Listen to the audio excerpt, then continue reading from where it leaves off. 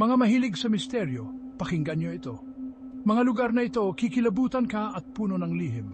Unang destinasyon, ang Bermuda Triangle. Ang bahaging ito ng karagatang Atlantiko ay lumulon na sa napakaraming barko at eroplano. Walang nakakaalam kung bakit. Sunod naman ang Chernobyl sa Ukraine.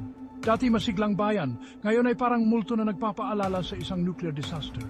Mga walang laman na gusali at nakakatakot na katahimikan. At ang Aokigahara Forest sa Japan, kilala bilang Suicide Forest. Lugar na nababalot ng kalungkutan at mga alamat. Marami ang pumapasok, ilan lang ang nakababalik. Sa Peru naman, ang Nazca Lines, mga malalaking geoglyph na nakaukit sa lupa. Sino ang gumawa nito at bakit? Misteryo pa rin.